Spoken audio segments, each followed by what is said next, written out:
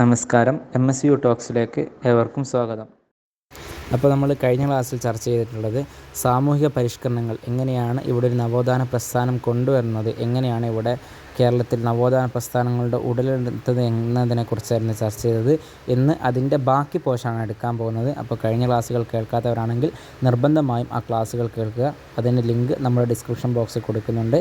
അപ്പോൾ നമുക്ക് എന്താക്കാം, ക്ലാസ്സിലേക്ക് പ്രവേശിക്കാം. ഓക്കെ. യോഗക്ഷേമ സഭയുടെ ആപ്തവാക്യം അഥവാ മുദ്രാവാക്യം എന്ന് പറയാം. എന്താണ്? നമ്പൂതിരിയെ മനുഷ്യനാക്കുക. എന്താണ്? നമ്പൂതിരിയെ മനുഷ്യനാക്കുക. യോഗക്ഷേമ സഭയുടെ മുഖപത്രം ഏതാണ്? മംഗളോദയം. ഏതാണ്? മംഗളോദയം. നമ്മൾ പറഞ്ഞു സാധുജന പരിപാലന സംഘത്തിൻ്റെ ഏതായിരുന്നു മുഖപത്രം? സാധുജന പരിപാലിനി. മാറിപ്പോരുത്, സാധുജന പരിപാലനയാണ്. അതേസമയം യോഗക്ഷേമ സഭയുടെ മുഖപത്രം എന്ന് പറയുന്നത് മംഗളോദയം ആണ്. ഓക്കെ. ഇനി മംഗളോദയം എന്ന പത്രത്തിൻ്റെ ആദ്യ എഡിറ്റർ ആരാണ്? ചങ്ങമ്പുഴ കൃഷ്ണൻപിള്ള. ആരാണ്? ചങ്ങമ്പുഴ കൃഷ്ണൻപിള്ളയാണ് മംഗളോദയം പത്രത്തിൻ്റെ ആദ്യ എഡിറ്റർ എന്ന് പറയപ്പെടുന്നത്. അതുപോലെ യോഗക്ഷേമ സഭയുടെ കീഴിൽ പുറത്തിറക്കിയ മറ്റു മാസികകൾ ഏതൊക്കെയാണ്? യോഗക്ഷേമം, ഉണ്ണി നമ്പൂതിരി. ഏതൊക്കെയാണ്? യോഗക്ഷേമം, ഉണ്ണി നമ്പൂതിരി എന്നീ മാസികകളാണ് മംഗളോദയം കൂടാതെ യോഗക്ഷേമം പുറത്തിറക്കിയ മാസികകൾ എന്ന് പറയുന്നത്. VT ഭട്ടതിരിപ്പാടിൻ്റെ നേതൃത്വത്തിൽ രൂപീകരിച്ച മറ്റൊരു സംഘടന ഏതാണ്? നമ്പൂതിരി യുവജന സംഘം. ഏതാണ്? നമ്പൂതിരി യുവജന സംഘം. ആരാണ് VT ഭട്ടതിരിപ്പാട്? നമ്മൾ പറഞ്ഞിട്ടുണ്ട്, VT ഭട്ടതിരിപ്പാടാണ് ഇതിൻ്റെ സ്ഥാപകൻ. ഏത്? യോഗക്ഷേമ സഭയുടെ സ്ഥാപകൻ എന്ന് പറയുന്നത്. ആ VT ഭട്ടതിരിപ്പാടിനെ രൂപീകരിച്ച മറ്റൊരു സംഘടനയാണ് നമ്പൂതിരി യുവജന സംഘം എന്ന് പറയുന്നത്. ഈ നമ്പൂതിരി യുവജന സംഘം സ്ഥാപിക്കുന്ന 1919. മാറിപ്പോയത്. യോഗക്ഷേമ സഭയും നമ്പൂതിരി യുവജന സംഘവും രൂപീകരിക്കുന്ന ഒരാളാണ് VT ഭട്ടതിരിപ്പാടാണ്. പക്ഷേ യോഗക്ഷേമ സഭ 1908 രൂപീകരിക്കുന്നത്. അതേസമയം നമ്പൂതിരി യുവജന സംഘം 1919. ഏകദേശം 11 വർഷങ്ങൾക്ക് ശേഷം. നമ്മൾ പറഞ്ഞിട്ടുണ്ട് യോഗക്ഷേമ സഭയുടെ പ്രധാനപ്പെട്ട ലക്ഷ്യങ്ങളെന്ന് പറയുന്നത് ബഹുഭാര്യത്വം നിരോധിക്കുക, വിധവാ വിവാഹം നടപ്പാക്കുക, വൃദ്ധവിവാഹം തടയുക എന്നതാണ്. അതുപോലെ തന്നെ വിധവാ പുനർവിവാഹ പ്രമേയം പാസ്സാക്കുന്നത് 1933. ഇപ്പോഴാണ് 1933 യോഗക്ഷേമ സഭ വിധവാ പുനർവിവാഹ പ്രമേയം പാസ്സാക്കിയത്. ഓക്കെ. ഇത് 1933 ചേരമംഗലം സമ്മേളനം. ഏത് സമ്മേളനം? ചേരമംഗലം സമ്മേളനത്തിലാണ് ഈ ഒരു ബില്ല് എന്താക്കുന്നത്, അല്ലെങ്കിൽ ഈ ഒരു പ്രമേയം പാസ്സാക്കുന്നത്. 1933 ചേരമംഗലം സമ്മേളനത്തിലാണ് യോഗക്ഷേമ സഭ വിധവ പുനർവിവാഹ പ്രമേയം പാസ്സാക്കിയത്.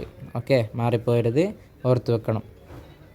ഇനി അടുത്ത് നമ്മൾ പറയാൻ പോവുകയാണ് പ്രത്യക്ഷ രക്ഷാ ദൈവസഭ. അപ്പോൾ നമ്മൾ 4-ാമത്തെയാണ് പറയുന്നത്.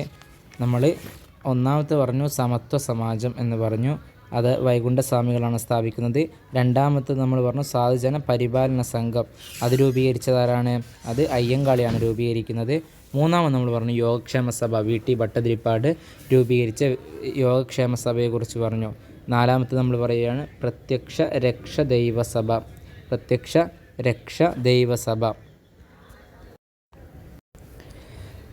ഈ പ്രത്യക്ഷ രക്ഷാസഭയുടെ സ്ഥാപകൻ എന്ന് പറയുന്നത് പൊയ്ക്കയിൽ യോഹന്നാനാണ്. ആരാണ്? പൊയ്ക്കയിൽ യോഹന്നാനാണ് പ്രത്യക്ഷ രക്ഷാസഭയുടെ സ്ഥാപകൻ എന്ന് പറയുന്നത്. അതുപോലെ പൊയ്ക്കയിൽ കുമാരഗുരുദേവൻ എന്നും ഇദ്ദേഹം അറിയപ്പെടുന്നുണ്ട്. ഏതൊക്കെ പേരാണ്? പൊയ്ക്കയിൽ കുമാരഗുരുദേവൻ എന്നും പൊയ്ക്കയിൽ യോഹന്നാൻ, ഇത് രണ്ടും ഒരാളാണ്. ഇദ്ദേഹമാണ് പ്രത്യക്ഷ രക്ഷാസഭ എന്ന് പറയുന്ന സംഘടന രൂപീകരിക്കുന്നത്. പ്രത്യക്ഷ രക്ഷാ ദൈവസഭ എന്ന സംഘടന രൂപീകരിക്കുന്നത്. ഈ പ്രത്യക്ഷ രക്ഷാ ദൈവസഭ രൂപീകരിച്ച വർഷം എന്ന് പറയുന്നത് 1909. 1908 ജനുവരി 31 ഏത്? യോഗക്ഷേമ സഭ. എങ്കിൽ പ്രത്യക്ഷ രക്ഷാ ദൈവസഭയോ 1919. ഓക്കെ. ഇത് രൂപീകരിച്ച് എന്തിനു വേണ്ടിയിട്ടാണ്? ദളിതരുടെ മോചനത്തിന് വേണ്ടിയിട്ടാണ്. നമുക്കറിയാം ദളിതർ കീഴാൾമാരായിട്ട് ഇവിടെ ജീവിച്ചു പോവുകയായിരുന്നു. അപ്പോൾ അവരുടെ ആ ഒരു കീഴാളത്തിൽ നിന്നുള്ള ഒരു മോചനത്തിന് വേണ്ടിയിട്ടാണ് പൊയ്ക്കൽ യോഹന്നാൻ എന്ന് പറയുന്ന വ്യക്തി പ്രത്യക്ഷ രക്ഷാ ദൈവസഭ എന്നുള്ളൊരു സഭ അല്ലെങ്കിൽ ഒരു സംഘടന എന്താക്കുന്നത് രൂപീകരിക്കുന്നത്. ഈ സംഘടനയുടെ ആസ്ഥാനം എന്ന് പറയുന്നത് ഇരവിപേരൂരാണ്. എവിടെയാണ്? ഇരവിപേരൂരാണ് പ്രത്യക്ഷ രക്ഷാ ദൈവസഭയുടെ ആസ്ഥാനം എന്ന് പറയുന്നത്.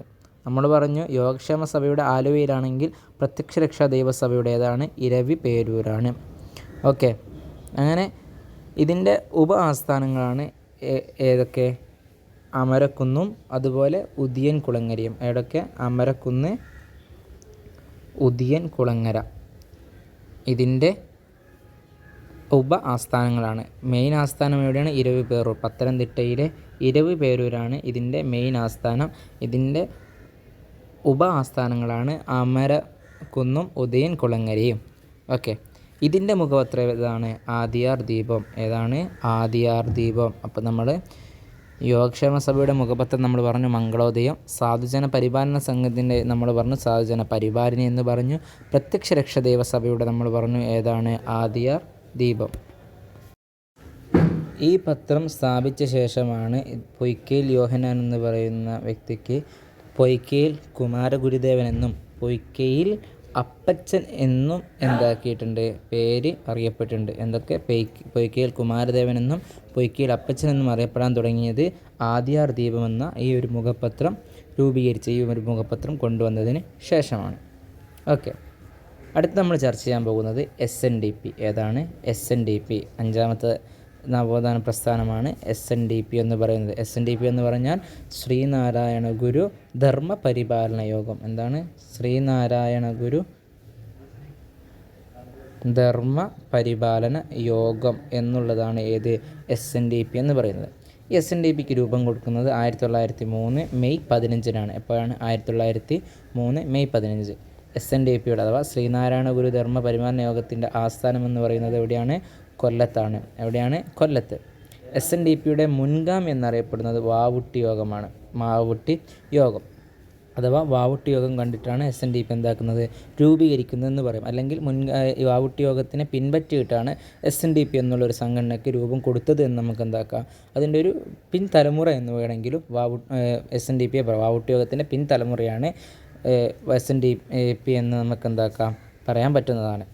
ഓക്കെ, എന്തിനായിരുന്നു? അരുവിപുറം തീർത്ഥാടകർക്ക് ഭക്ഷണ വിതരണത്തിന് വേണ്ടിയാണ് രൂപീകരിക്കുന്നത്. എവിടെ? അരുവിപുറം തീർത്ഥാടകർക്ക് ഭക്ഷണ വിതരണത്തിന് വേണ്ടിയിട്ടാണ് എന്താക്കുന്നത്? വാവുട്ടി യോഗം എന്നുള്ള ഈ സംഘടന രൂപീകരിച്ചത്. അപ്പോൾ അതിൻ്റെ പിൻഗാമിയിട്ടാണ് എന്താകുന്നത്? SNDPയുടെ കടന്നുവരവ്. അങ്ങനെ SNDPയുടെ രൂപീകരണത്തിന് കാരണമായ ക്ഷേത്രയോഗം നടക്കുന്നത് എപ്പോഴാണ്? 1898. എപ്പോഴാണ്? 1898 ക്ഷേത്രയോഗം നടന്നെങ്കിലും പിന്നീട് 5 വർഷത്തിന് ശേഷമാണ് എന്താക്കുന്നത്? SNDP രൂപീകൃതമാകുന്നത്. എപ്പോൾ? 5 വർഷത്തിന് ശേഷമാണ് SNDP രൂപം കൊണ്ടത്. ഇതിൻ്റെ ആജീവനാന്തകാല അധ്യക്ഷൻ അല്ലെങ്കിൽ ഇതിൻ്റെ സ്ഥാപകൻ എന്ന് പറയുന്ന ആരാണ്? ശ്രീനാരായണ ഗുരുവാണ്. ഇതിൻ്റെ സ്ഥാപകൻ അല്ലെങ്കിൽ ആജീവനാന്തകാല അധ്യക്ഷൻ എന്നറിയപ്പെടുന്ന ആരാണ്? ശ്രീനാരായണ ഗുരു. ചോദ്യം ശ്രദ്ധിക്കണം. ആജീവനാന്തകാല അധ്യക്ഷൻ എന്നെന്താക്കും? ക്വസ്റ്റ്യൻ വരും. അപ്പം മാറിപ്പോയത് ശ്രീനാരായണ ഗുരു. സ്ഥാപകൻ എന്ന് പറയുമ്പോൾ നമുക്ക് പെട്ടെന്ന് മറുപടി കിട്ടും. അതേസമയം ആജീവനാന്തകാല അധ്യക്ഷൻ എന്ന് പറയുമ്പോൾ നമ്മൾ ചിലപ്പം കൺഫ്യൂഷനാകും. അതുകൊണ്ടാണ് അങ്ങനെ പറഞ്ഞത്, ശ്രീനാരായണ ഗുരു. ഇതിൻ്റെ ആദ്യ സെക്രട്ടറി ആരാണ്? കുമാരനാശാൻ. ആരാണ്? കുമാരനാശാനാണ് ഇതിൻ്റെ ആദ്യ സെക്രട്ടറി. ഏതിൻ്റെ? SNDPയുടെ ആദ്യ സെക്രട്ടറി. ആദ്യ വൈസ് പ്രസിഡന്റ് എന്ന് പറയുന്നത് ഡോക്ടർ പൽപ്പു ആണ്. ആരാണ്? ഡോക്ടർ പൽപ്പു. SNDP രൂപീകരിക്കാൻ ശ്രീനാരായണ ഗുരുവിനെ പ്രേരിപ്പിച്ചതും ആരായിരുന്നു? ഡോക്ടർ പൽപ്പു ആയിരുന്നു. ഓക്കെ, ഇതിൻ്റെ ആദ്യ മുഖപത്രം SNDPയുടെ ആദ്യ മുഖപത്രം വിവേകോദയമാണ് SNDPയുടെ ആദ്യ മുഖപത്രം എന്നറിയാം. വിവേകോദയമാണ് SNDPയുടെ ആദ്യ മുഖപത്രം. 1904 എന്താകുന്നത്? ഈ വിവേകോദയം എന്ന് പറയുന്ന SNDPയുടെ ആദ്യ മുഖപത്രം സ്ഥാപിക്കുന്നത്. അഥവാ ഏകദേശം ഒരു വർഷം കഴിഞ്ഞതിന് ശേഷം. ഇതിൻ്റെ സ്ഥാപകൻ, ഈ വിവേകോദയം എന്ന് പറയുന്ന പത്രത്തിൻ്റെ സ്ഥാപകൻ ആരാണ്? കുമാരനാശാൻ. ആരാണ്? കുമാരനാശാനാണ് വിവേകോദയത്തിൻ്റെ സ്ഥാപകൻ എന്ന് പറയുന്നത്. ഇതിൻ്റെ ഔദ്യോഗിക പത്രാധിപൻ എന്ന് പറയുന്നത് M. ഗോവിന്ദനാണ്. ആരാണ്? M. ഗോവിന്ദനാണ് വിവേകോദയത്തിൻ്റെ ഔദ്യോഗിക പത്രാധിപൻ എന്നറിയപ്പെടുന്നത്. ഇതറിയപ്പെടുന്നത് എന്താണ്? ഈയവ ഗസ്റ്റ്. ഇതിൻ്റെ ഒരു അപരനാമം അല്ലെങ്കിൽ ഇതറിയപ്പെടുന്നത്, ഈ വിവേകോദയം എന്ന് പറയുന്ന പത്രം അറിയപ്പെടുന്നത് അല്ലെങ്കിൽ അതിൻ്റെ ഒരു അപരനാമം എന്ന് പറയുന്നത് ഈഴവ ഗസ്റ്റ്. എന്താണ്? ഈഴവ ഗസ്റ്റ് എന്നതാണ്. എന്താ അങ്ങനെ അറിയപ്പെടുന്നത്? ഇത് സ്വാമി വിവേകാനന്ദനോടുള്ള സ്നേഹാർദ്രം ഉണ്ടാക്കിയൊരു പത്രമായിരുന്നു വിവേകോദയം എന്ന് പറയുന്ന പത്രം. ഇതിൻ്റെ നിലവിലെ SNDPയുടെ ഇത് ആദ്യ മുഖപത്രമാണ്. നിലവിലെ SNDPയുടെ മുഖപത്രം ഏതാണ്? യോഗനാഥം. നിലവിൽ ഇപ്പോൾ നമുക്ക് കാണാൻ സാധിക്കും യോഗനാഥം എന്ന് പറയുന്ന ഒരു മുഖപത്രമാണ് ഇപ്പോൾ നിലവിൽ ഉള്ളത്. അതുപോലെ ശ്രീനാരായണ ഗുരുവിൻ്റെ സന്ദേശങ്ങൾ പ്രചരിപ്പിക്കാൻ ശ്രദ്ധിക്കണം. ശ്രീനാരായണ ഗുരുവിൻ്റെ സന്ദേശങ്ങൾ പ്രചരിപ്പിക്കാൻ SNDP യോഗത്തോടൊപ്പം സേവനമനുഷ്ഠിച്ച പത്രങ്ങളാണ് സുജനനന്ദിനിയും കേരള കൗമുദിയും. സുജനനന്ദിനിയും കേരള കൗമുദിയും. സുജനനന്ദിനി ആരതാണ്? പരവൂർ കേശവനാശാൻ. പരവൂർ കേശവനാശാനാണ് സുജനനന്ദിനി എന്താക്കുന്നത്? നിർമ്മിക്കുന്നത്. CV കുഞ്ഞിരാമനാണ് എന്താക്കുന്നത്? കേരള കൗമുദിയുടെ സ്ഥാപകൻ എന്നും അറിയപ്പെടുന്നത്. ഓക്കെ, അപ്പോൾ നമ്മൾ അഞ്ച് സാമൂഹ്യ പ്രസ്ഥാനങ്ങളെക്കുറിച്ച് നമ്മൾ ചർച്ച ചെയ്ത് കഴിഞ്ഞു. ഇനി നമ്മൾ ചർച്ച ചെയ്യാൻ പോകുന്നത് ആറാമതായ നായർ സർവീസ് സൊസൈറ്റി. ഏതാണ്? Nair Service Society. Okay, NSS എന്നും അറിയപ്പെടുന്നു. NSS എന്നതാണ് ഇതിൻ്റെ ഷോർട്ട്, നായർ സർവീസ് സൊസൈറ്റി. ഈ NSS രൂപീകരിക്കാൻ കാരണമായ വ്യക്തി എന്ന് പറയുന്നത് മന്നത്ത് പത്മനാഭനാണ്. അഥവാ ഇതിൻ്റെ സ്ഥാപകൻ എന്നറിയപ്പെടുന്ന ആരാണ്? മന്നത്ത് പത്മനാഭൻ. ശ്രദ്ധിക്കണം, മന്നത്ത് പത്മനാഭൻ. ഇത് സ്ഥാപിക്കാൻ കാരണം ഏതായിരുന്നു? ഗോപാലകൃഷ്ണ ഗോഖലെ സ്ഥാപിച്ച സർവൻസ് ഓഫ് ഇന്ത്യ സൊസൈറ്റി അല്ലെങ്കിൽ ഭാരത സേവാ സംഘം എന്നുള്ള ഒരു സംഘടന കണ്ടിട്ടാണ് എന്താക്കുന്നത്? മന്നത്ത് പത്മനാഭൻ NSS രൂപീകരിക്കുന്നത്.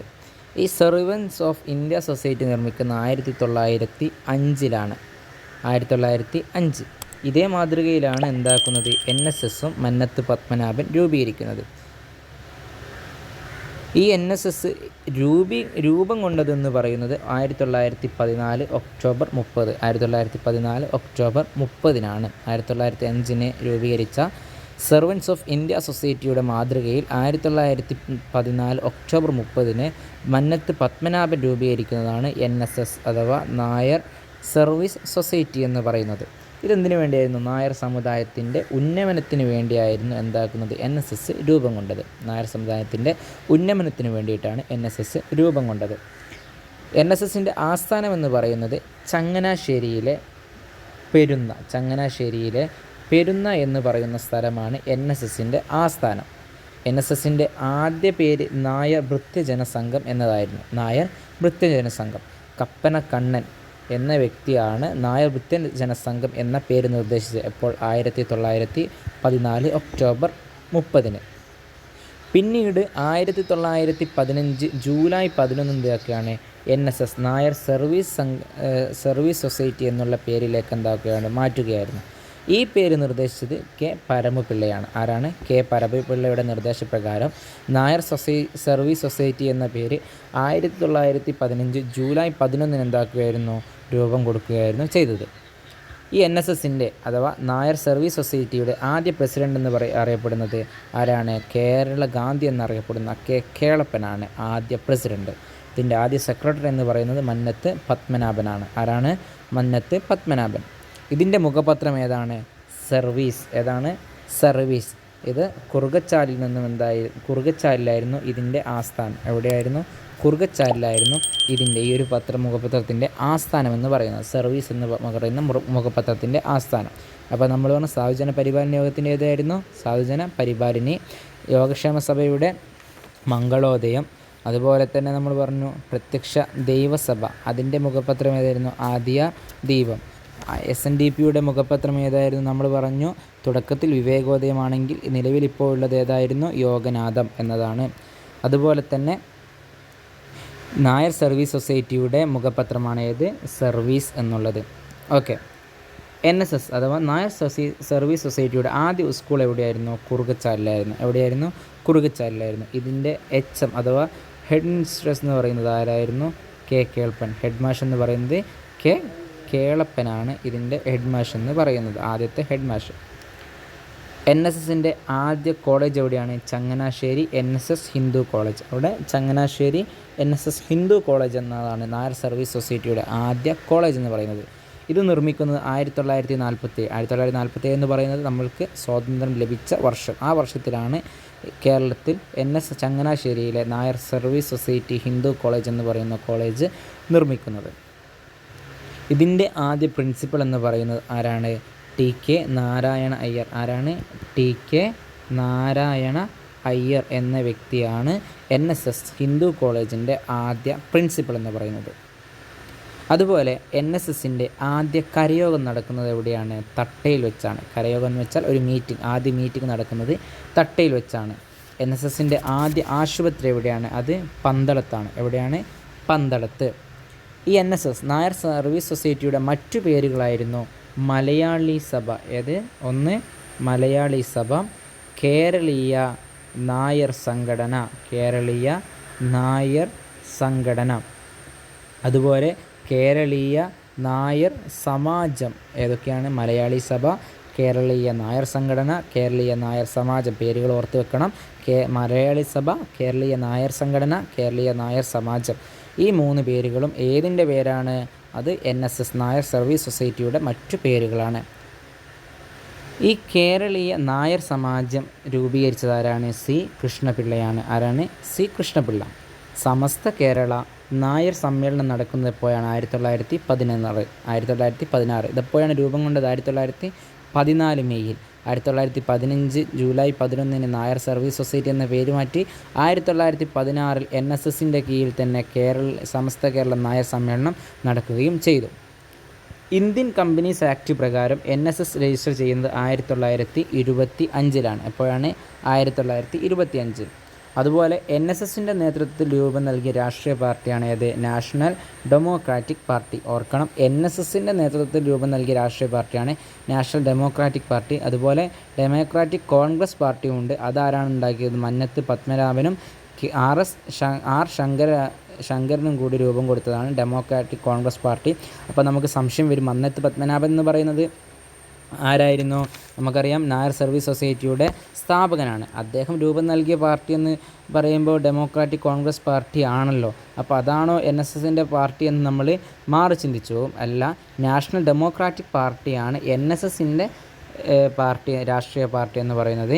എങ്കിൽ ഡെമോക്രാറ്റിക് കോൺഗ്രസ് പാർട്ടി അത് നിർമ്മിച്ചത് ആരാണ്? മന്നത്ത് പത്മനാഭനും ആർ ശങ്കരനും കൂടി രൂപം കൊടുത്തതാണ്. ഓക്കെ, ക്ലാസ് ക്ലിയർ ആയിട്ടുണ്ടാകുമെന്ന് മനസ്സിലാക്കുന്നു. അപ്പോൾ എല്ലാവരും ഇന്ന് നമ്മൾ 6ഓളം സാമൂഹിക പ്രസ്ഥാനങ്ങളെക്കുറിച്ച് നമ്മൾ ചർച്ച ചെയ്ത് കഴിഞ്ഞു. അടുത്ത ഇനി നമുക്ക് ഇതിൻ്റെ ബാക്കി പോർഷനാണ് അടുത്ത ക്ലാസ്സിലേക്ക് വരാൻ പോകുന്നത്. അപ്പോൾ എല്ലാവരും നല്ല രീതിയിൽ തന്നെ ക്ലാസ്സുകൾ കേൾക്കുക. ഇതിൻ്റെ തൊട്ട് മുമ്പുള്ള ക്ലാസ് കേൾക്കാത്തവരാണെങ്കിൽ നിർബന്ധമായ ക്ലാസ് കേൾക്കണം. കാരണം അതിൻ്റെ ബാക്കി പോർഷനാണ് ഇപ്പോൾ നമ്മൾ എടുത്തിട്ടുള്ളത്. അപ്പം എല്ലാവരും നല്ല രീതിയിൽ ക്ലാസ് കേട്ട് മനസ്സിലാക്കുക. അതുപോലെ പറയാനുള്ളത് MSU ടോക്സിൻ്റെ ഓൺലൈൻ ട്യൂഷൻ ക്ലാസ് നമ്മൾ ആരംഭിച്ചിട്ടുണ്ട്. അതിലേക്ക് ജോയിൻ ചെയ്യാൻ താല്പര്യമുള്ളവർ ഡിസ്ക്രിപ്ഷൻ ബോക്സിൽ കൊടുത്ത നമ്പറിൽ ക്ലിക്ക് ചെയ്ത് അതിലേക്ക് ജോയിൻ ചെയ്യാവുന്നതാണ്. അതിലേക്ക് കോൺടാക്റ്റ് ചെയ്ത് നിങ്ങളുടെ അഡ്മിഷൻ ഉറപ്പുവരുത്തുക. അതുപോലെ നിങ്ങൾ ഈ ചാനൽ ആദ്യമായിട്ടാണ് കാണുന്നതെങ്കിൽ നിങ്ങൾ സബ്സ്ക്രൈബ് ചെയ്യുക, ലൈക്ക് ചെയ്യുക, ഷെയർ ചെയ്യുക. നിങ്ങളുടെ ഓരോ സബ്സ്ക്രൈബും ലൈക്കും ഷെയറും കമൻറ്റുമാണ് നമ്മുടെ ചാനലിൻ്റെ വളർച്ചയ്ക്കും നമ്മൾക്ക് ഓരോ വീഡിയോ ഇടാനുള്ള ത്വര ഉണ്ടാക്കുന്നതും. അപ്പോൾ നല്ലൊരു ദിനം ആശംസിച്ചുകൊണ്ട് നല്ല രീതിയിൽ പഠിക്കാൻ ദൈവം അനുഗ്രഹിക്കട്ടെ എന്ന് പ്രാർത്ഥിച്ചുകൊണ്ട് ഇന്നത്തെ ക്ലാസ് ഇവിടെ വൈൻഡപ്പ് ചെയ്യുന്നു. നന്ദി, നമസ്കാരം.